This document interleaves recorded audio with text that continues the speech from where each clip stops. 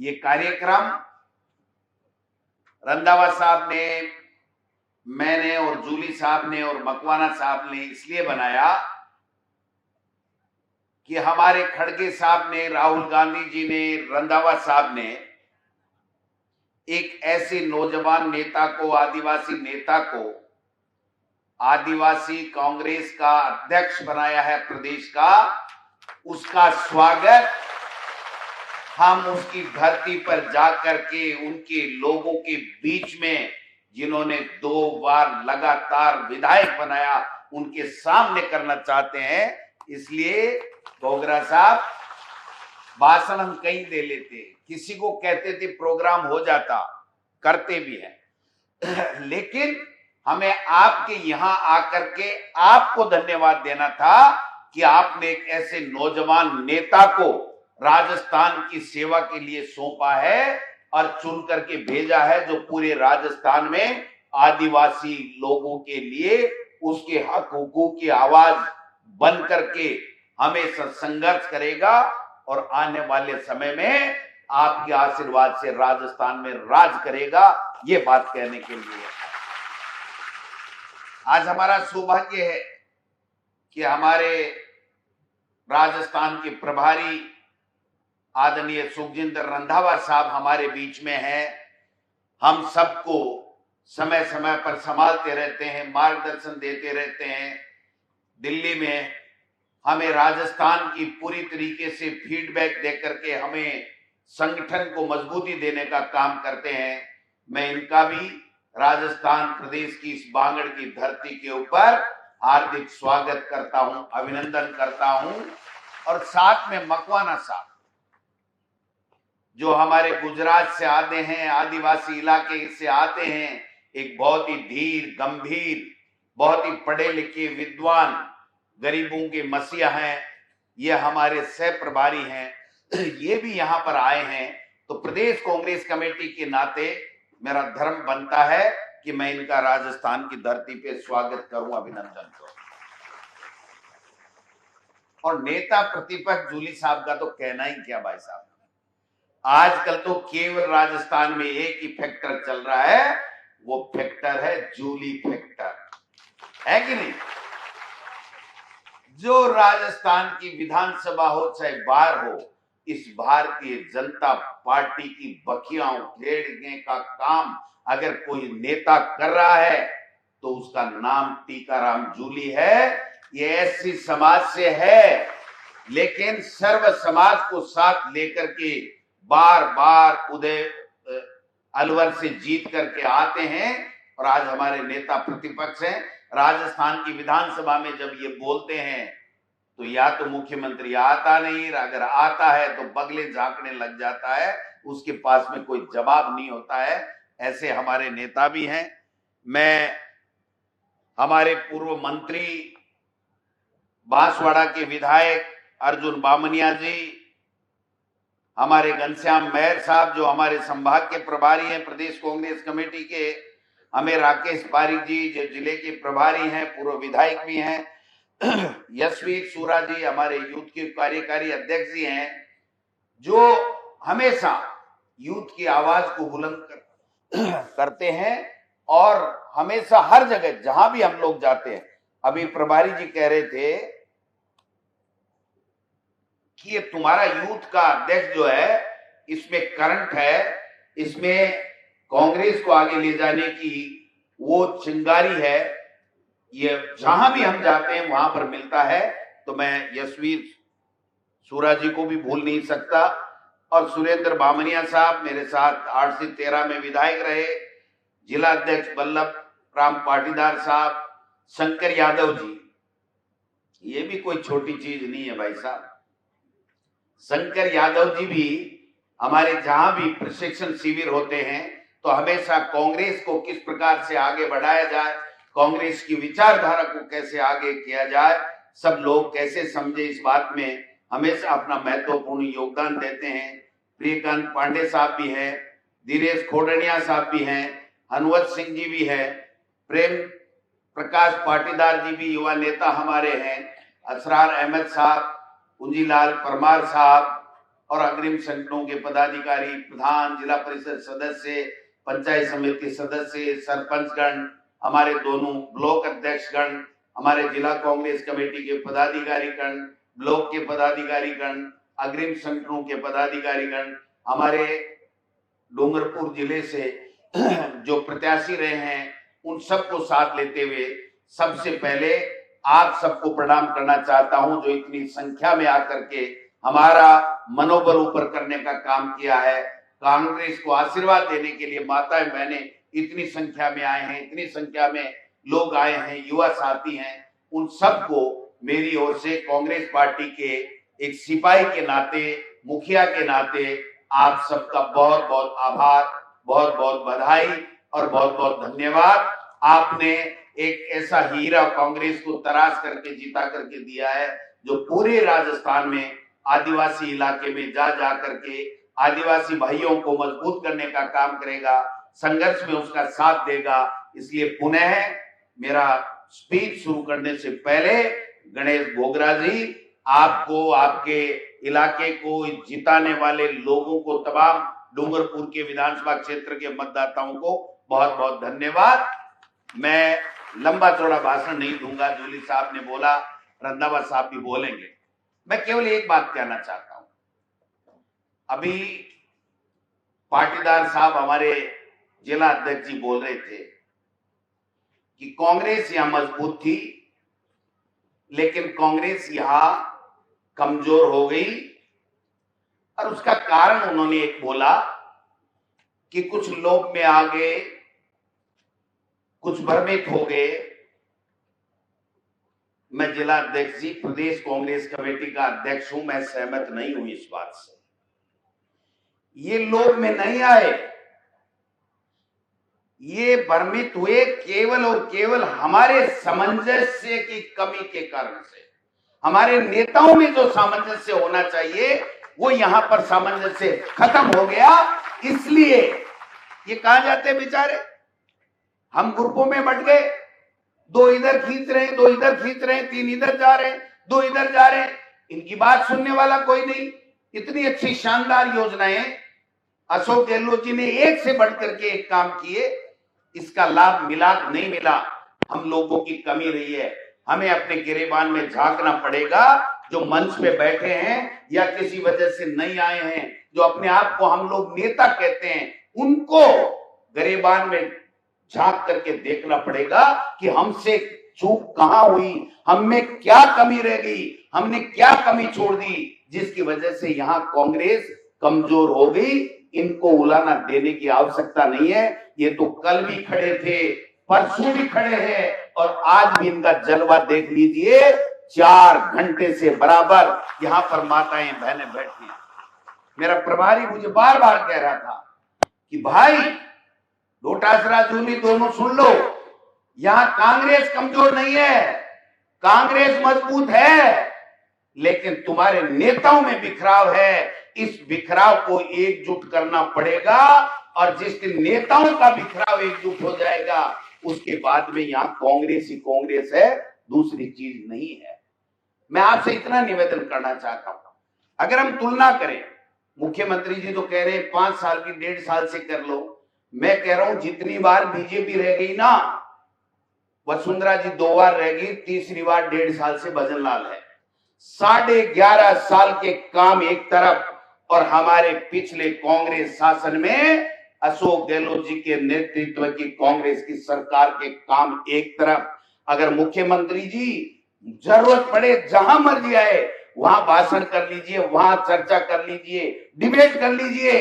आपका 11.5 साल का राजस्थान में भाजपा का शासन और कांग्रेस का अकेली 5 साल का शासन। और दूसरी तरफ दूसरी बात और कहना चाहता हूं, ये 11 साल मोदी जी को हो गए केंद्र में, और इसका 11 साल का शासन और हमारे सोनिया जी और मनमोहन सिंह जी का 10 साल का शासन, अगर 10 गुना ज्यादा अच्छा काम हमारे मनमोहन सिंह जी की सरकार और कांग्रेस सरकार का नहीं हो, तो बात करना छोड़ देंगे। आप आकर के बहस तो करिए। ये जो नरेगा जीवन दायिनी है हमारे आदिवासी गरीब के लिए, दलित के लिए, पिछड़े के लिए, कौन लेकर के आया? मोदी लेकर के आया, लेकिन हुआ क्या? जब जब नरेगा की बात चली तो हमने इनको अपने हाल के ऊपर छोड़ दिया। हमें चाहिए कि अगर काम नहीं मिल रहा है, चाहे हमारी सरकार में दिक्कत आई हो, चाहे आज कोई दिक्कत आ रही हो, इनके साथ खड़े हो जाइए। ये आपको नेता भी बना देंगे और आपको सरकार में ला करके बड़े बड़े पदों से भी नवाजने का काम कर देंगे। लेकिन हम बात करते हैं, केवल भाषण के लिए बात करते हैं, बात करके चले जाते हैं, नहीं साहब इनका नरेगा नहीं चल रहा, नरेगा नहीं चल रहा। अरे नरेगा नहीं चल रहा तो हमारे हाथ और पैर किसने बांध रखे हैं? हमको नहीं चाहिए कि जो मंच पे बैठने वाले हम नेता हैं, हमको आंदोलन नहीं करना चाहिए इनके काम के लिए। करना चाहिए कि नहीं करना चाहिए बताइए? ये काम करना पड़ेगा। आपस में कभी किसी से मिल लिए, फोटो खिंचवा लिया, कभी किसी से मिल लिए, कभी फोटो खिंचवा लिया। ये जो फोटो है ना, ये फोटो इनकी दी हुई है। अगर गोविंद डोटासरा, टीकाराम जूली या अर्जुन बामणिया, गणेश गोगरा अगर इस मंच के ऊपर आप बैठे हैं आज, तो आपकी ताकत के कारण से बैठे हैं, कांग्रेस के कार्यकर्ताओं के कारण से बैठे हैं। इसलिए कार्यकर्ताओं का मान सम्मान होना चाहिए। टिकट ले ली, 25,000 वोट आए, दोबारा टिकट नहीं मिली, दूसरे को हराने के लिए कि मेरे से ज्यादा नहीं आ जाए। ये कौन सा काम हुआ भाई? ये कांग्रेस को मजबूत कर रहे हैं क्या हम? इनके लिए संघर्ष कौन करेगा? आप संघर्ष कीजिए, आप आह्वान कीजिए, हम आएंगे, दिल्ली से आएंगे, जयपुर से आएंगे, राजस्थान के इलाके से आएंगे, और इनको अगर काम मिलेगा, इनके संघर्ष में इनके साथ खड़े होंगे, तो यही वो लोग हैं जो कांग्रेस को दोबारा सत्ता में ला करके 2/3 मेजोरिटी से राजस्थान में कांग्रेस की सरकार बनाने का काम करेंगे। आज हो क्या रहा है? हम लोग बोल नहीं रहे, बता नहीं रहे। 1.5 साल में 1.5 रुपए का काम नहीं हुआ। एक दिन मुख्यमंत्री की कोई योजना बता दो, मोदी जी की 11 साल में एक बात बता दो। नोटबंदी कर दी, क्या फायदा हुआ भाई? हमारे आदिवासी को क्या फायदा मिला बताओ? कभी 500 का बंद कर दिया, कभी 1000 का कर दिया, कभी 2000 का चला दिया, कभी बंद कर दिया। अरे हमें 2000 को चाहिए ही नहीं। छोड़ो तुम्हारे पैसे बंद करना, नहीं करना, चलाना, नहीं चलाना। आप तो हमारे लोगों को रोजगार दे दो। अगर रोजगार दे दोगे, हमारा पेट भर जाएगा, तो वो बात हमारे लिए काम की है। खाली बातें करना। इंदिरा रसोई चल रही थी, आज सरकार ने बंद कर दी। पेंशन मिल रही थी, सरकार ने बंद कर दी। गरीब का 25 लाख का इलाज फ्री हो रहा था, सरकार ने बंद कर दिया। क्या है ये? संभाग बंद कर दिया आपका बांसवाड़ा। क्या बात हुई? कोई हुआ संघर्ष? किया हमने संघर्ष?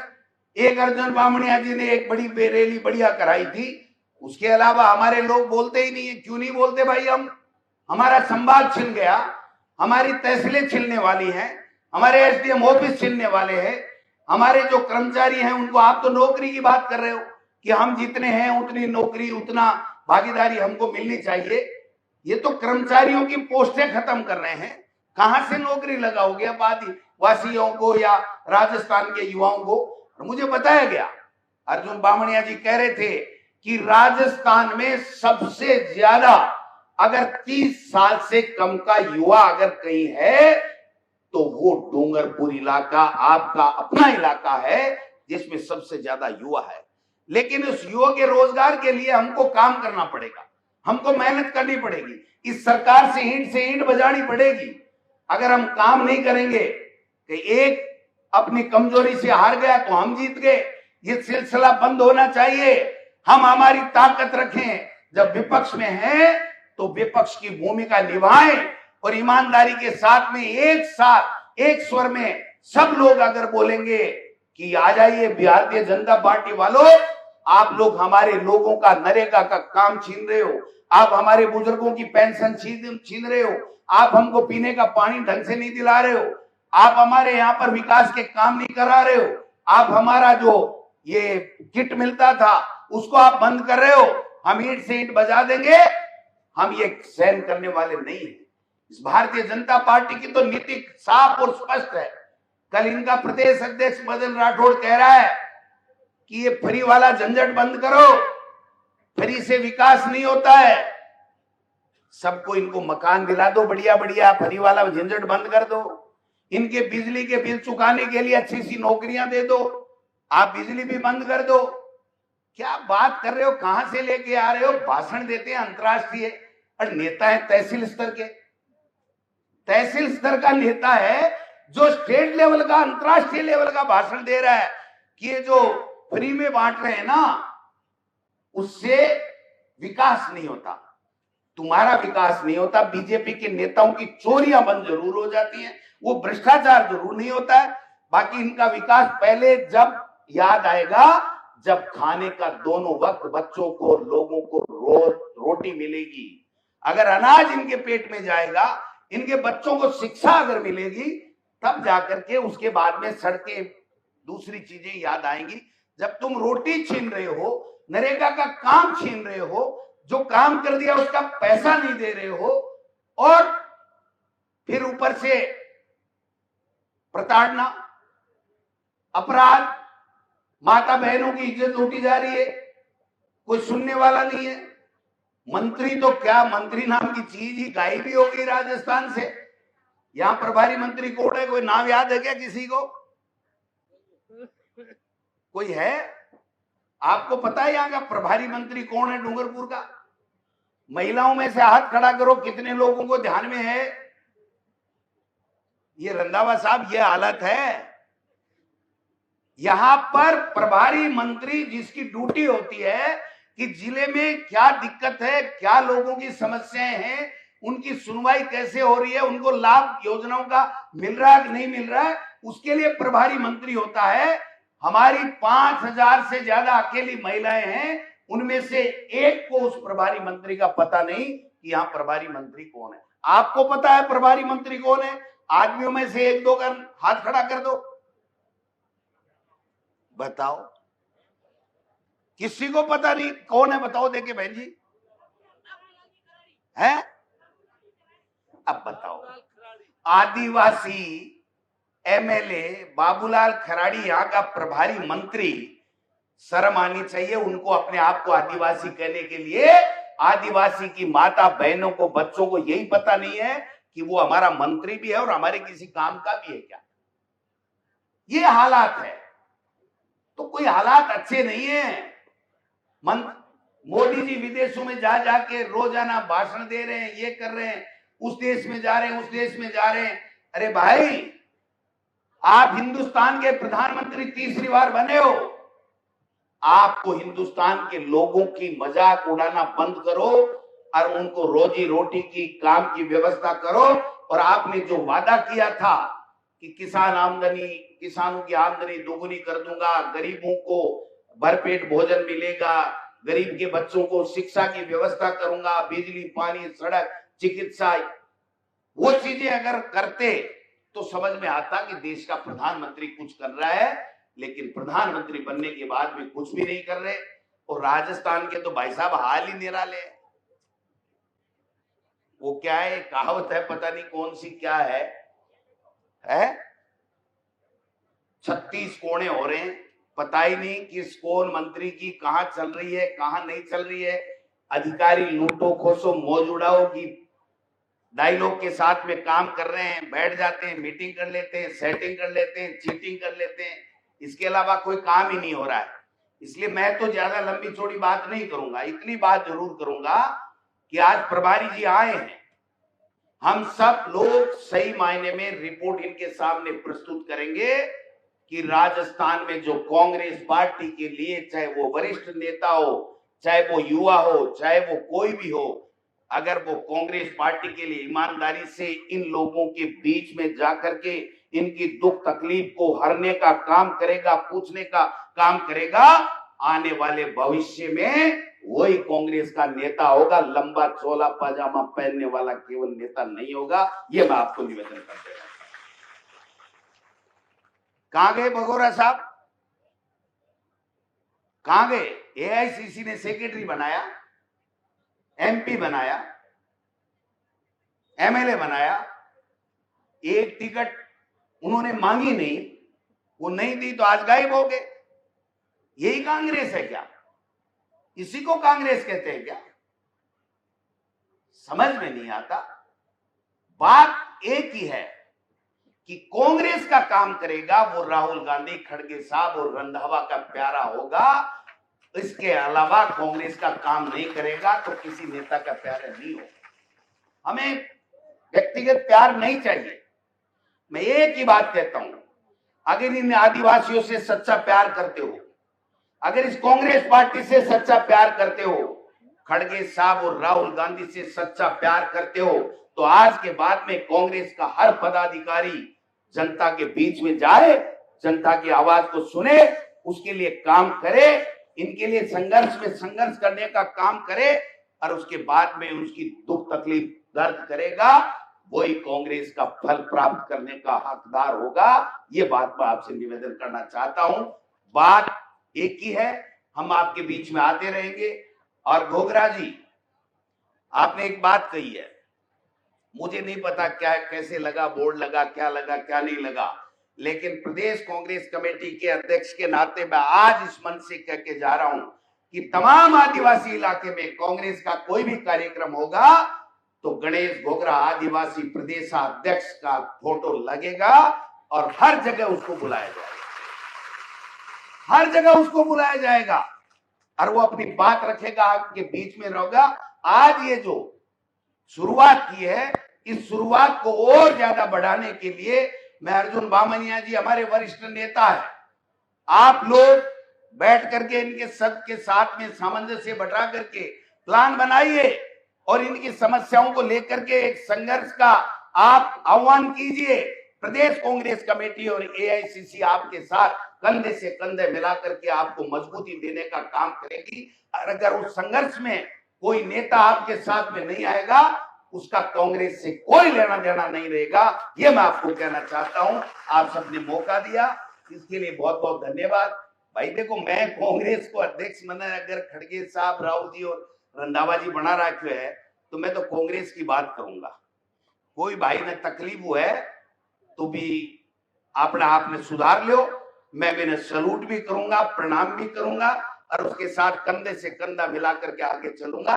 लेकिन अगर कांग्रेस की बात नहीं करेगा, गुटबाजी की बात करेगा, कांग्रेस को कमजोर करेगा, तो राहुल जी, खड़गे साहब और रंधावा साहब के सीधे निर्देश है कि उसके खिलाफ कांग्रेस पार्टी कार्रवाई करेगी, उसका कांग्रेस से कोई संबंध नहीं रहेगा। ये बात मैं आपके बीच में कह के जा रहा हूं। आप सबका बहुत बहुत धन्यवाद। जय हिंद, जय भारत।